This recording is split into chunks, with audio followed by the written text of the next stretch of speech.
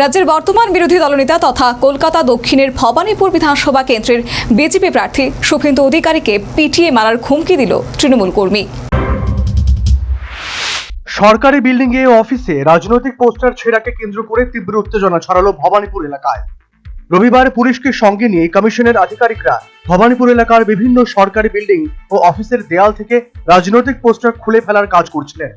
সেই সময় পুলিশের সঙ্গে তর্কে জড়িয়ে পড়েন কয়েকজন তৃণমূল কর্মী। এদের মধ্যে থেকে একজন তৃণমূল কর্মী ভবানীপুরে বিজেপি প্রার্থী শুভেন্দু অধিকারীকে ভোটের ফলাফলের পর 4 মে দেখে নেওয়ার হুমকি দেন, পাশাপাশি পিটিয়ে মারার হুমকি দিয়েছেন ওই তৃণমূল কর্মী।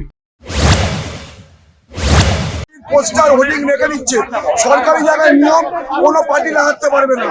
যদি তৃণমূল না লাগাতে পারে তাহলে বিজেপি কেন লাগাবে? নির্বাচন কমিশন বিজেপির দালালি করছে, এটা তো বাজে করছে। আমাদের ইলেকশনের পর রেজাল্টের পর আমরা বুঝে নেবো যে বিজেপির দালালি করলে কি হয়, আমরা দেখিয়ে দেবো। মমতা ব্যানার্জি বলেছিল পরিবর্তন না, সবাইকে নিয়ে চলতে হবে। আমরা জানি কি করে চলতে হবে, আমরা রেজাল্টের পর আমরাও বুঝিয়ে দেবো যে বিজেপি ভবানীপুরে থাকতে পারে কি। বিজেপির ওই যে নির্বাচন দালালি করছে, 4 তারিখের পর ইলেকশন রেজাল্টের পর আমরাও বোঝাবো যে বিজেপি দালালি করলে কি করতে হয়। আর আমরা ভবানীপুরের বাসিন্দা, শান্তিপ্রিয় বাসী, শান্তিভাবে থাকতে দিন।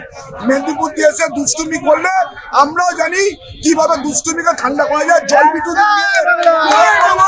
আর ইলেকশনের পর শুভেন্দু বুঝে নেবে যে মমতা ব্যানার্জি কি জিনিস।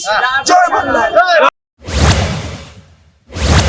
তৃণমূল কর্মীর এই হেন মন্তব্যের পর রাজনৈতিক উত্তেজনা চরম আকার নিয়েছে ভবানীপুর এলাকায়।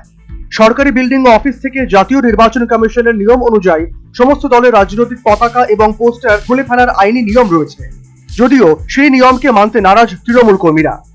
উল্টে গোটা ঘটনার জন্য বিজেপিকে দায়ী করে শুভেন্দু অধিকারীকে পিটিয়ে মারার হুমকি তৃণমূল কর্মীর, যাকে ঘিরে ইতিমধ্যেই তৈরি হয়েছে রাজনৈতিক উত্তেজনা। National bureau report, news vanguard.